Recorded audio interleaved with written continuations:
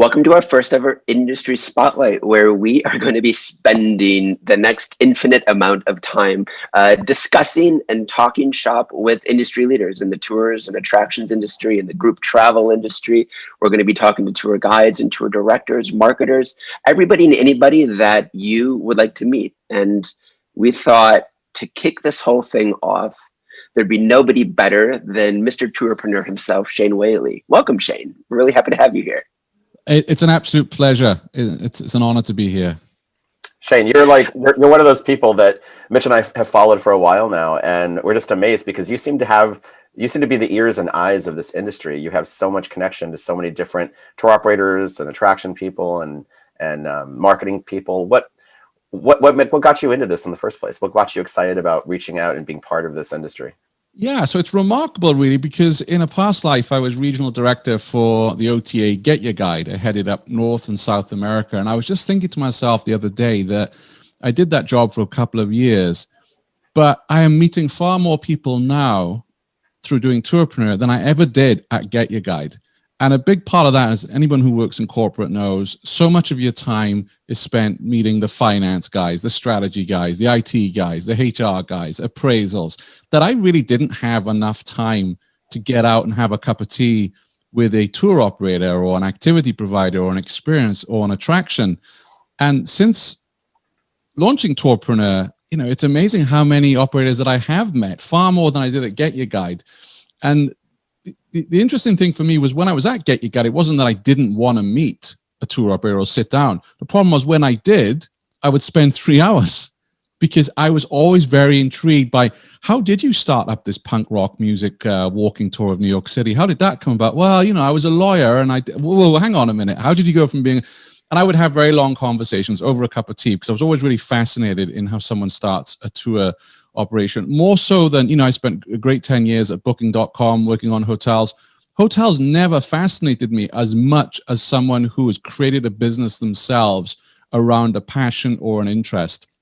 And as I've gone into Tourpreneur, met more and more people, that curiosity I have has just grown. I mean, I'm amazed sometimes that I could have 4-hour episodes of Tourpreneur. I edit a lot out, obviously, because I'm not Joe Rogan getting paid $100 million by Spotify to produce 3-hour podcasts a couple of times a week.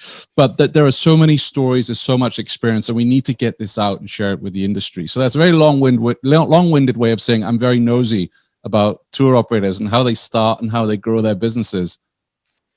Well, you can be long-winded because you're the guest today and not the host. And it's great getting to put you on the spotlight like this because you're a wealth of information at this point for the very reason that Alan said you're the eyes and the ears. You're also the mouth and the face. What I think impressed me the most about Tourpreneur was, this is an industry that in some ways didn't have a mascot. It didn't have even the research to understand who we are because we're all doing our various things in our various pockets of the world. And I think organizations like Arrival have really come on and given us a gathering place. Yes. I think they've done research to give us numbers about even who we are as kind of a global enterprise.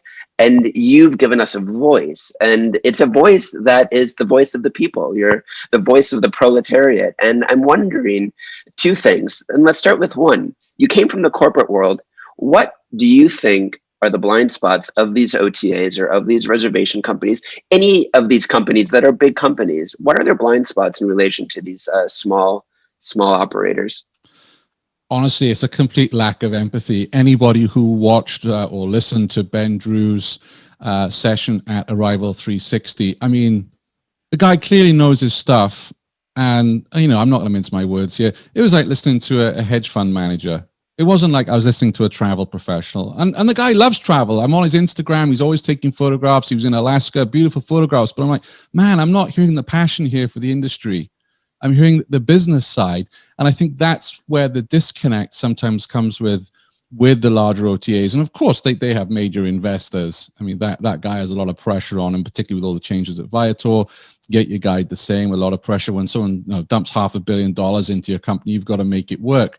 But also, I think for us as tour operators, we need to understand that the OTAs are like a giant supermarket. They'll put your product on the shelf, and if it doesn't sell, they're going to take it off, or they're going to stack you at the back You're not going to get that love and attention because they need to make money, and they don't want to have hundreds of thousands of products on their shelves that aren't moving because the good products are not going to get seen. So I think it is a bit of give and take with regards to the OTAs, but I do see a lack of empathy from the leadership towards the smaller guys. I think the business side is interesting. I'm always amazed, like what you just pointed out. I mean, that supermarket analogy really resonates with me because I kind of think of them the same way, which I think is fair too. I mean, if you want shelf space, you've got to have a product that's amazing, and I think that's another issue in the industry with a lot of smaller tour operators is just refining their product, making sure their product is unique and different. When you're deciding on your interviews, how do you balance out sort of the business side of things with the more interesting and fun part of travel and picking who to interview and to keep it interesting and spice up your podcast? Great question, Alan. And for me, it's about what's the story behind the tour operator, because that's what I'm most intrigued about, because I know that story will inspire others who have a similar passion, who you get this all the time at TripSchool. They want to build a tour operation. They don't know where to go. They don't know how to start. So by sharing that story, I'm always looking for that to inspire others. But then, I want to entertain, I want to educate, I want to inform. And during COVID times, Tourpreneur has changed a little bit now in offering connection, and we're almost a support team for other tour operators around the world. So the interviews have changed. I mean, in an ideal world, I want the story. I want the tour operator to share the highs and the lows. I want them to show vulnerability and say, yeah, like the interview we had with Tony Slice of Brooklyn Tours, when he said he was sat in his driveway outside his house, his head in his hands, thinking the business is gone. There's not enough bookings coming in. I'm going to have to go back to working in healthcare. The man loved what he was doing. He really showed a vulnerability that we all go through these moments, especially now in COVID times, of just thinking, I'm done. I'm going to go do something else. I need to pay the bills. The business is gone. And then the next day, just something will inspire you and think, no, I'm not giving up on this. This is my dream. It's my passion. I'm going to make this work. So they're the lessons that I'm trying to bring out within each interview. And I think they've got better because, remember, I always say this, I'm not trained as a journalist, but I'm nosy and I want to get those questions out that I want to hear someone talk about when they're on stage. And that's a fundamental difference with the podcast. When I started it, and this is a good lesson for all those who want to start a tour business, everyone was like, that's a crazy idea. No one's going to spend an hour listening to some tour operator talk about their business. No one's going to read a brief every day about the news that's going on. Well, this year we're going to hit 100,000 downloads, which I don't have a big marketing budget.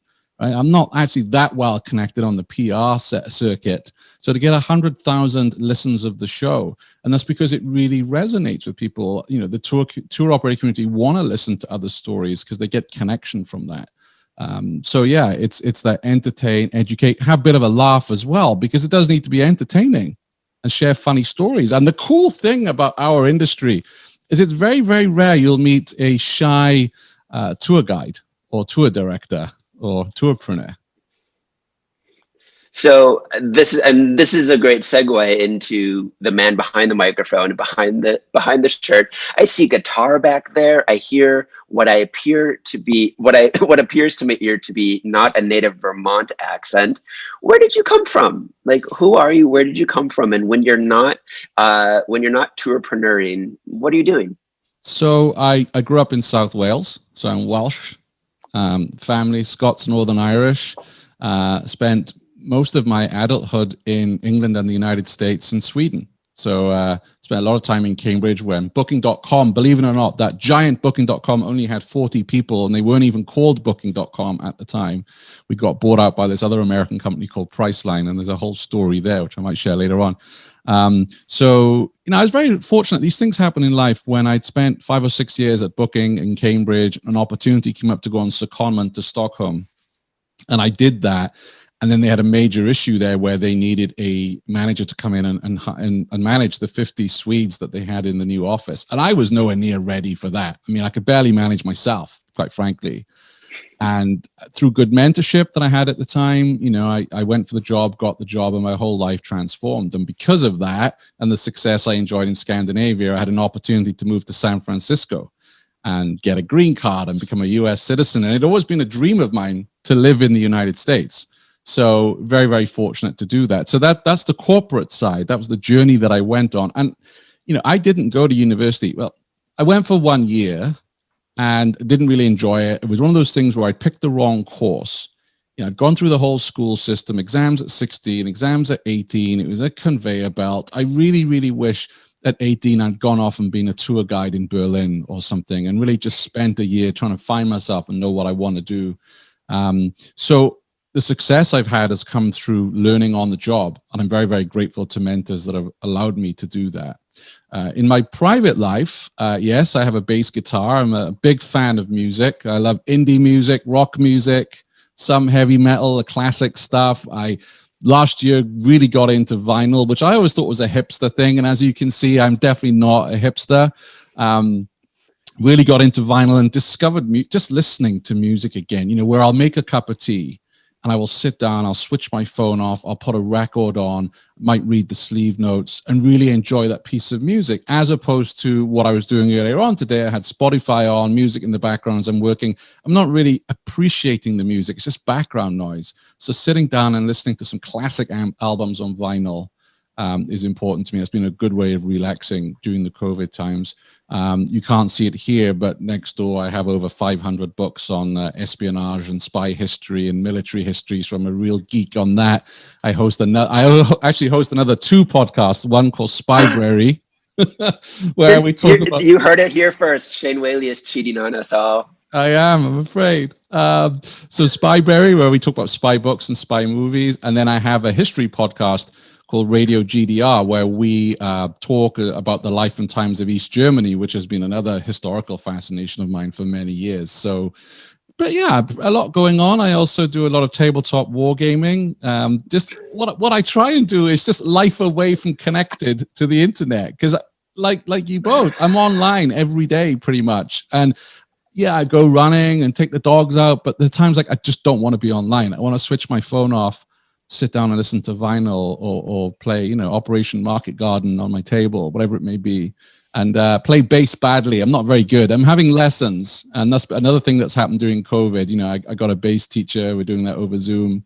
Same with German. I'm having Zoom German classes because my goal this year was actually to spend 3 months living in Germany, going to German language school immersion whilst running Tourpreneur. And I was excited about that because it would have meant a lot more European interviews on the show. And unfortunately, due to COVID, first world problem, I know, but wasn't able to do that. But, maybe next year.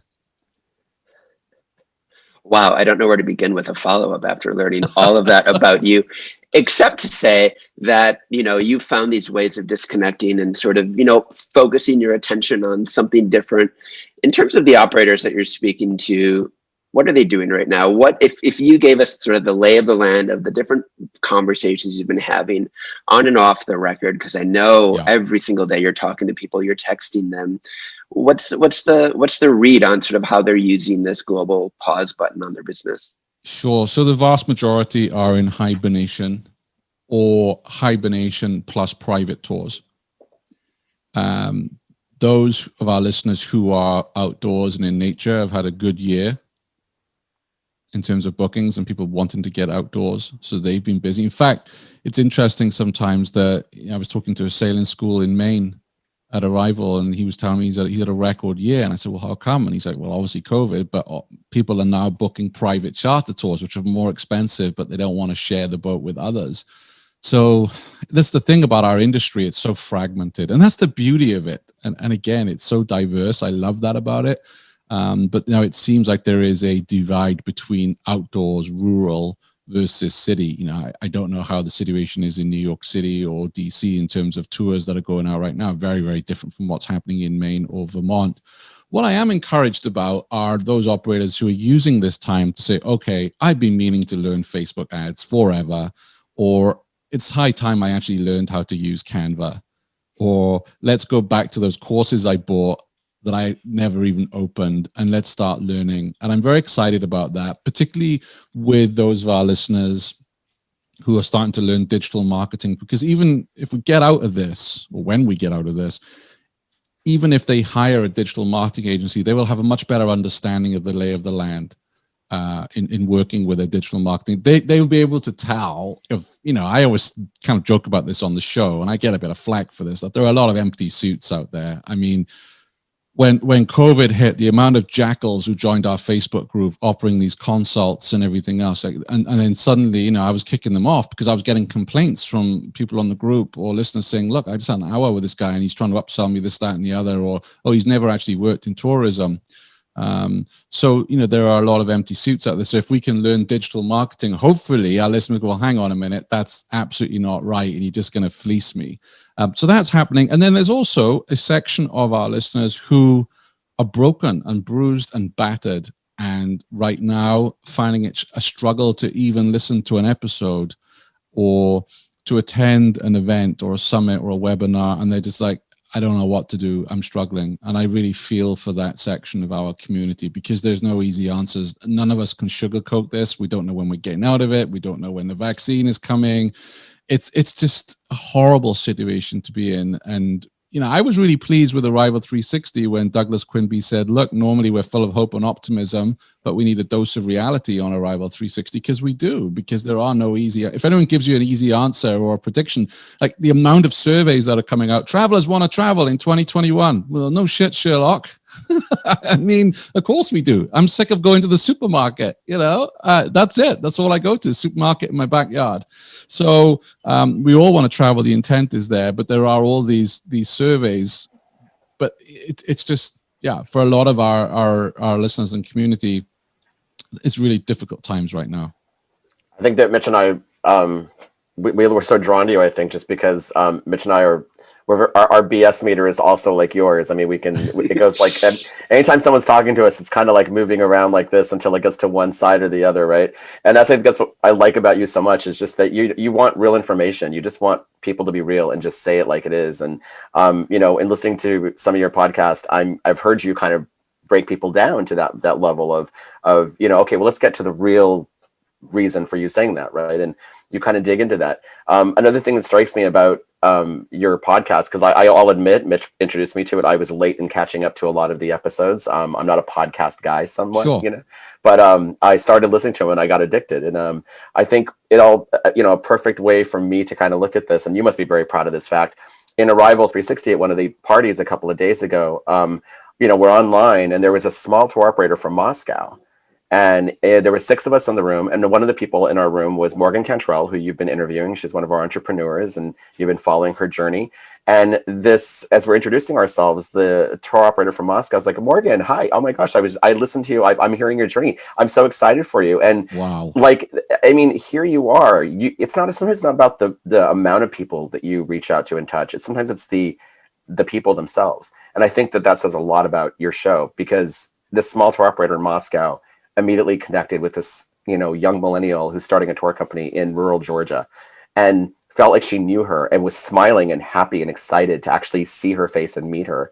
And you did that all from your house in Vermont. Incredible. And that's the power of podcasting. People really, because they listen every week, they feel like they know you. They feel like they know the guest. And the other day I was smiling all day because Chris at Totally Swiss Tours wrote to me and said, oh, I've just got it. And the guy's really struggling. He does multi-day tours in Switzerland. He's struggling. And he said, I've just got a booking. Or actually, he had just taken somebody out, I think, for a day or so, a decent sized booking, because another tourpreneur listening to the show had recommended him to a family who were relocating to Switzerland.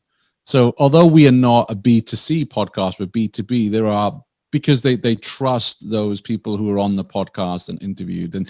But with that comes responsibility. And it's the same with the material that you produce, that people trust you. So I am really, really, like, to date, you guys your heads are going to swell here. To date, I'm almost 2 years into this thing. You are the only training course I've ever endorsed. Ever. And the reason for that is I don't want to interview someone on the show, blow smoke up their backside, whatever else. Someone goes away, they pay whatever for the course and it's rubbish, because I'll get the blame for it, right? And also I feel bad that they've spent that amount of money and they've been fleeced. And there are these people out there. And what maybe your viewers don't know is, with you guys, I joined the How to Start a Tour Business course. I paid full price. You guys were very kind and said, no, we want you to road test it. And I said, no, I want to pay. And the reason I wanted to pay is, one, I want to help you out as a business because nobody can afford charity right now. And secondly, if I took your course and then after 3 weeks was like, well, I was rubbish, I could hand up, say, TripSchool, yeah, blah, blah, blah. Because I paid that could have quickly gone anyway, Mitch. I know. I freaked out. But no, and the reason I endorse it is that 3 weeks, I still have days I've got to go back and catch up with because I couldn't get to them all. I mean, your course was action-packed. And I know I don't want to do the big promo or sales piece here, but it was so important to me. And I always remember the very first minute of the course, Mitch, when you turned around and said to us all, hey, if you have registered for this course to build a tour business because you want to make a load of money, just I'll give you your money back. This isn't for you. If you don't have the passion for your subject or your interest or specialty, you're going to really struggle with this. And I give you so much respect for that, because when I see some of these sales pages online, I'm like, come on, really? I think you hit on the word, which is passion. And for me, it's interesting.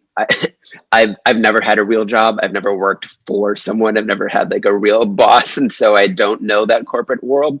All I essentially know is whether I'm enjoying myself or not. And I have a husband who thinks that I'm killing myself because I work 18 hours a day, but I love every minute of it. Honestly, wow. I love it because it feels like something important is being done. I mean, we're a drip in the ocean, and I hope you feel that as well about what you're doing, because I know it's done out of passion.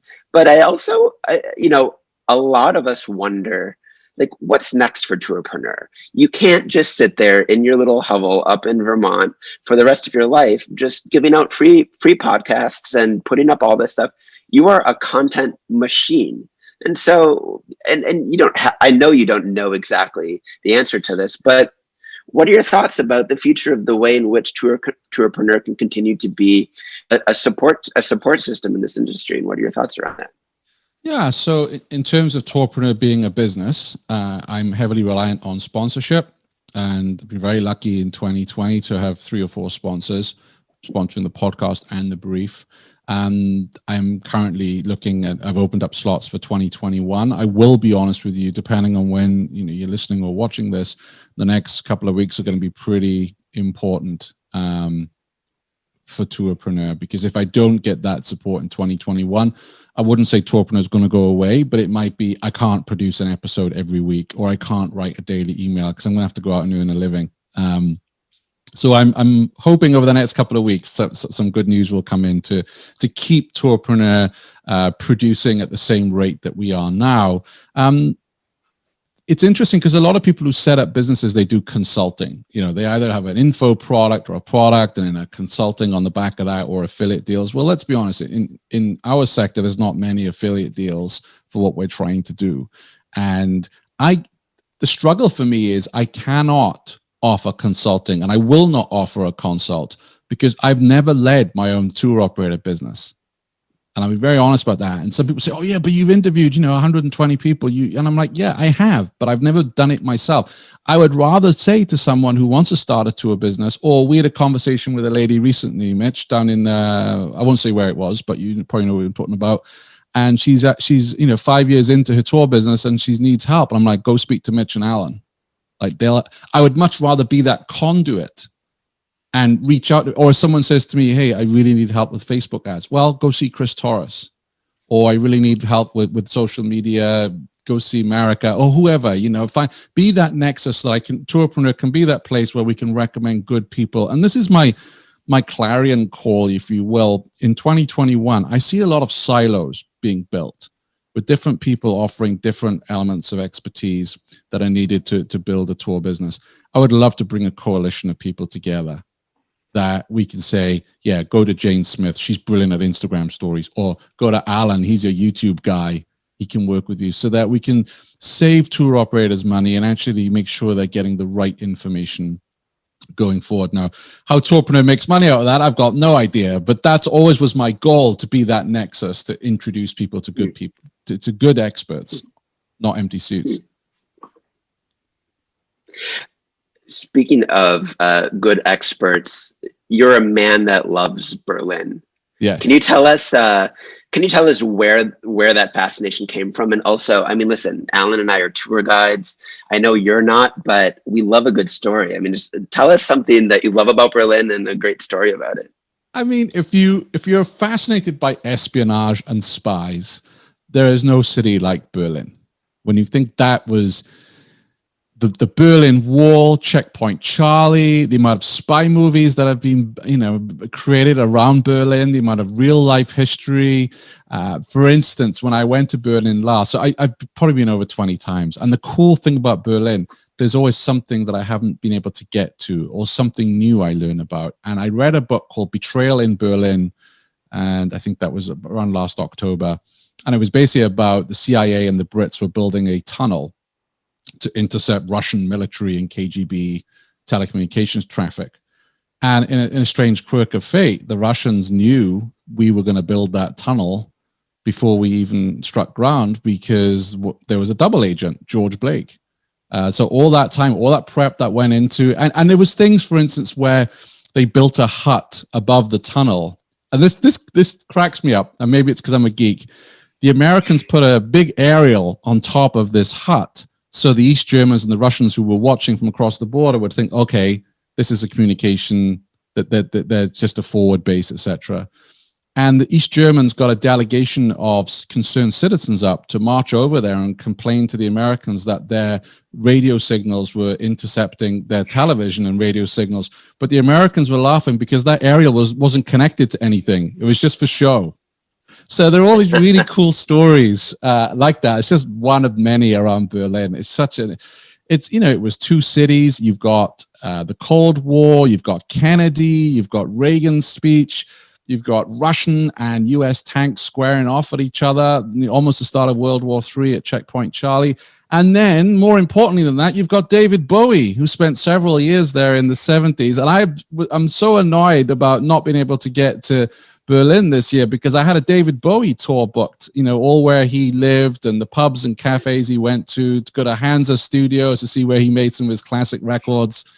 So it's not just the geeky spy military history stuff. There's plenty of musical history in Berlin as well. And then don't even get on to like World War II. I mean, incredible. So yeah, I love Berlin. I'm starting to understand your disappointment with not having these in-person conferences next year in Berlin. You just want to go there. You just want to be back in the action. I really do. That's great. I really do. I'm always really pleased that Arrival have their events in Europe in Berlin. Just gives me another excuse to visit. Generate instant cash flow.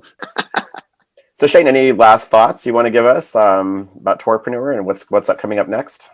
Absolutely. First of all, if you're interested in sponsoring Tourpreneur, drop me an email. No, but seriously, if you're a Tourpreneur listener and there's something we haven't covered, let me know. Because I'm mixing the formats all the time. We've launched the Meet the Res Tech, which was a podcast first, certainly an industry first, because what I wanted to do with that was not present a sales pitch. One of the things I really dislike, and some of you will have seen my views on this, is, for instance, the Viator Ask Me Anything. At the end of it, it's like, what did we get out of that, really? I'm much more interested in the session on Viator teaching us how to improve our listings, for instance. So with the Meet the Res Tech, it's the Res Tech, it's a customer of the Res Tech, and then a tour operator who's shopping around. And we've recorded 3 of those, and they've been really interesting conversations because we're getting to really understand the nuts and bolts of what that Res Tech offers. We've had Meet the OTA, similar premise there again, where I didn't want to have the C-suite exec on. I wanted to have a local destination manager with a tour operator they're working with to understand the best practices and how they're doing good business with the OTA. If there are other features that you want to hear on the show, let me know. And the other favor that I would ask for Tourpreneur listeners is, if you listen to an interview and you're screaming at me, say I'm interviewing Mitch and Alan, and you're screaming at me to ask a certain question and I don't get to it, email it to me, shane@tourpreneur.com, because I am always learning how to be a better interviewer. And I'm very privileged to be in a space where I get to speak to a lot of people in the industry. I get to have an hour with them, ask them lots of questions. I know sometimes there are questions that tour operators want to hear asked and I don't get to. Alex, I don't think about it, or we run out of time. that's how you'll make me a better interviewer, and that's how you'll make the show more engaging. But never be too polite to think, I don't want to give that to Shane. I don't want him to get upset. I love that kind of feedback. Tell me what questions I didn't ask that were important to you. You heard it here first. Shane Whaley is a human being and he wants some feedback. You've unfortunately made yourself into a myth and a legend in the industry, but we love you because you're a human just trying to be better at what you do and helping others. And we're the same way. We are incredibly flawed, but we do try. And that's all any of us can do right now. So thanks so much for taking this little moment out of your day. We really appreciate it, Shane. Again, honored and humbled that you've invited me on. Oh, thanks a lot, Shane. Great talking to you, as always. Cheers.